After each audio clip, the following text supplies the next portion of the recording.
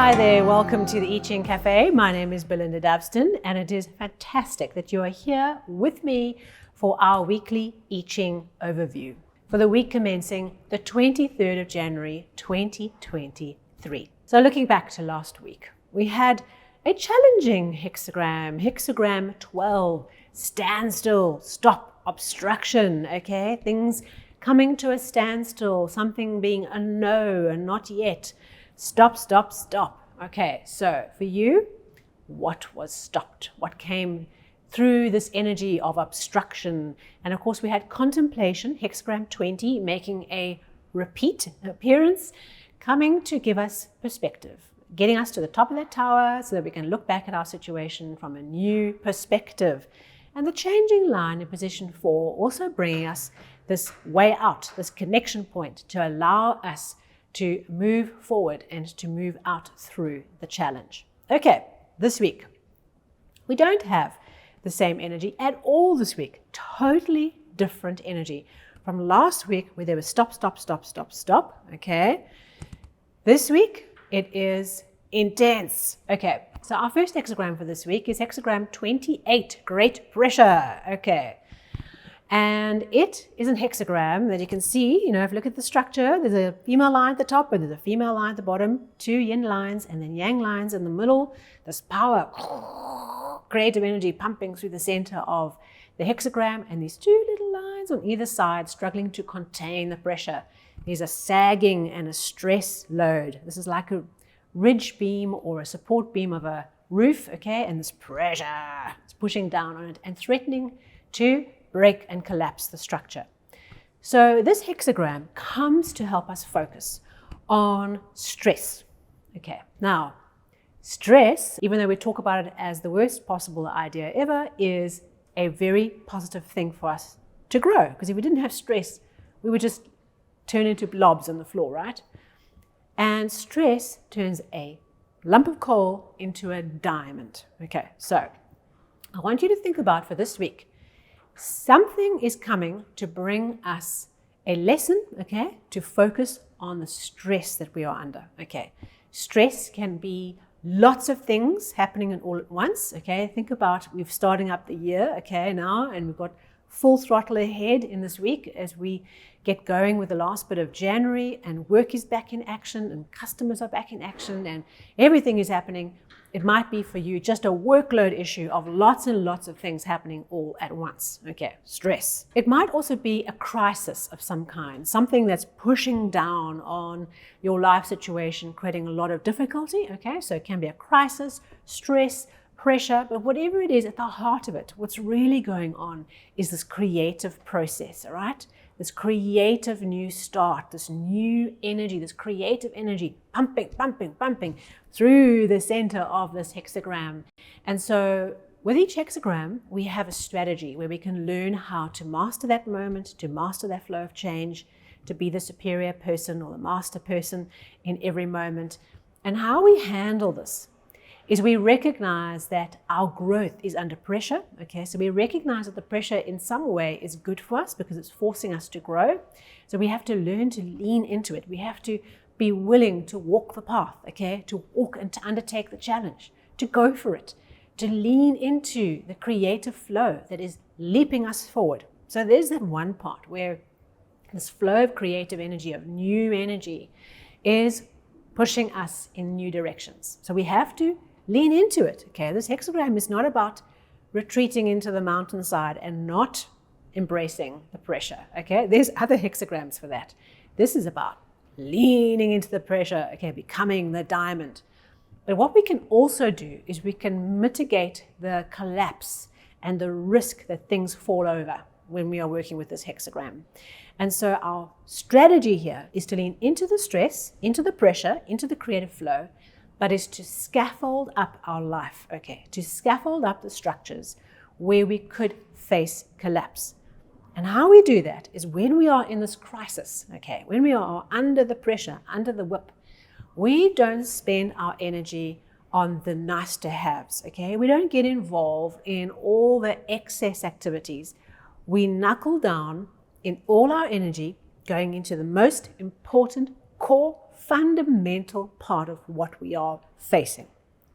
So this is a week where we consciously put down all the unnecessary activities, okay, all the frills, and we get through the pressure. We maximize this moment of rapid growth by shoring up the walls and the roof, putting in place a good structure, putting in place things to support us. You can imagine if you've got a thunderstorm coming or a storm or a hurricane, what you're doing is you're shoring up the house. You're putting sandbags out and you're taping up the windows, and you're preparing to go and embrace this flow of change, but to shore up and protect the house, the structure. So the structures in your life, in your business, okay, are really important this week because they shore up the process. So don't let go of the routines in your week that are important to create routine and rhythm, okay? Maintain them in spite of the chaos that might be unfolding around you, and lean into the challenge, lean into the change, and put down anything that is a nice to have, peripheral, future things. Focus only on what is critical, because that's how we maximize this flow.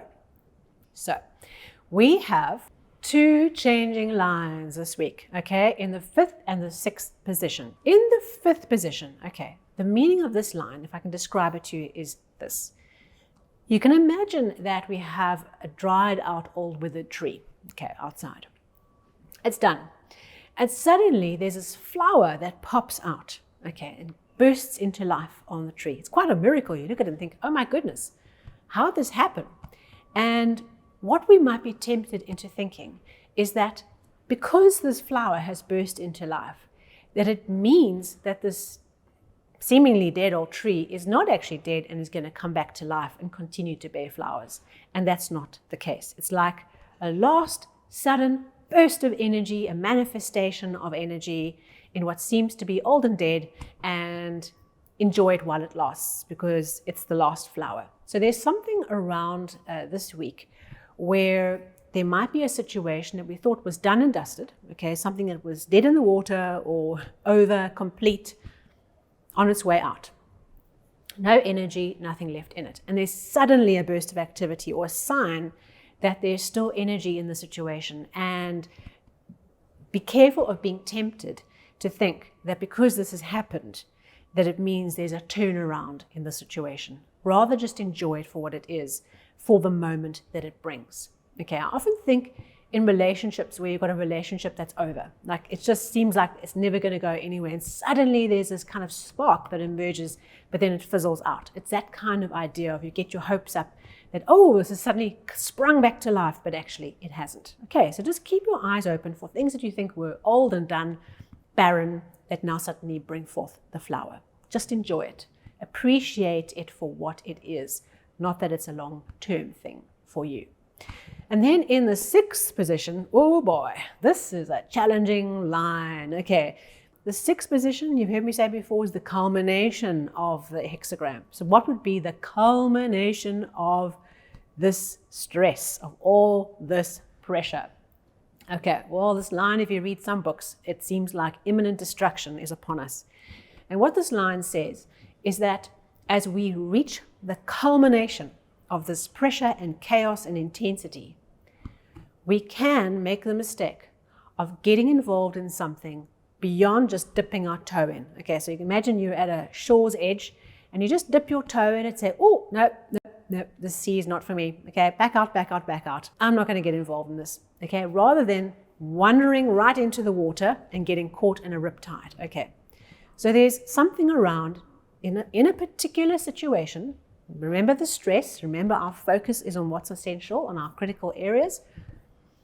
If we get involved in a particular thing that's not good for us, that's too much, that can overwhelm us and swamp us and drown us, we're going to face that outcome. Okay, so we just dip the toe in. Okay, if you do more than that, if you go into areas that are not for you, that are treacherous, okay, that are too risky, okay, you have to deal with the consequences of it all collapsing. And only you can be conscious of the things that you say yes to, of being aware this week of where you might just jump into things without thinking it through, without really contemplating and sitting with, is this the right thing for me? Is this good for me? Is this going to overwhelm me? Is this the last straw that breaks the camel's back? So what we say yes to this week is important. What we say no to is even more important. Be very, very focused on avoiding saying yes to things that are not for you, that are too much, too soon, too intense, too much risk, that might just undo everything that you've been trying to do of late. Okay, I know it sounds dramatic. I've made a much lighter version of this changing line. If you go and read it, it's like, well, the end is near. Just give up, let the water take you.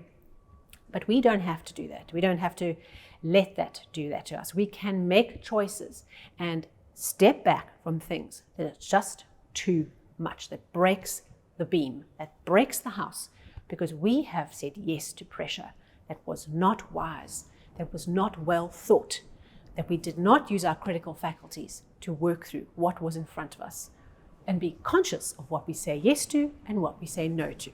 Okay, so what is our second hexagram? Now that we've been dealing with all the stress, okay, where is this going?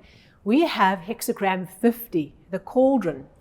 And it took me quite a while to think, why was I thinking this whole planning process with this episode of thinking of my granny's old pressure cooker? And it kept on popping into my head, I must use this symbol. And that's when I realized it's pressure and it's a pot. Okay, here we have the cauldron. It's a pot. It symbolizes the cooking process, okay? And why do we use a pressure cooker? Because you want to cook something really fast, okay? We want to take something that's a long, slow cook over a long period of time, and we want to ramp it up and we want to cook that stew or whatever it is in a very, very short space of time. So this week, as we work with pressure, okay, and the cauldron, we are thinking about this idea of a pressure cooker, because hexagram 50 is all about what we are cooking, what we are transforming, the creative alchemical magic that we are making. Okay, what is cooking in the pot? We put these raw ingredients in, particularly with a pressure cooker. We close the lid, we seal up the seal, and we let it go, okay, and shh, it goes like crazy. And there's risk involved, okay, it might pop, we've got to be careful. But what that does is it transforms the raw materials into an end product, into a beautiful meal to share with others that gives nourishment to the tribe and to the people around us. Something that we are working on this week is really, really important. It's in the pot, okay, it's precious. And there's pressure, okay, but it's helping us get to the meal in a quick amount of time. We don't have to spend 2 days in front of an oven or a stove. We can put that on and 20 minutes later, boom, we have got a meal. And this is the idea of this week. We just sum it all up, the pressure cooker, okay? We are manifesting and creating, and our attention is drawn to this creation process we're doing this week, the pressure that comes with it, but how that pressure and how the cooking transformation process, the transformation that we are going through as we work through this cooking thing, okay, the transformation that is manifesting, that is going to yield us an amazing result when we finally crank that lid off, when the pressure has sizzled down, okay, with a pressure cooker, let it settle down before you open up that pot. See what's inside. Yum. We've created something amazing for ourselves and for others. So just hang in there. Focus on the pressure. Focus on what's critical. Focus on having all your attention on the cooking process that's in front of you. It's so important. Okay, we are creating something to help others. All right, sound like a plan. Okay, so happy cooking. Happy pressure cooking this week. And I'll be there right with you with my apron on, cooking and watching my pressure cooker and trying to create at a pace. All right, if you're new to the channel, please subscribe so that you get the new episode into your app as soon as they are dropped. And of course, like and share if this was meaningful to you. Thank you if you're on here from the podcast. And of course, I'll see you in the socials. And importantly, I will see you at our next weekly episode. Thank you so much.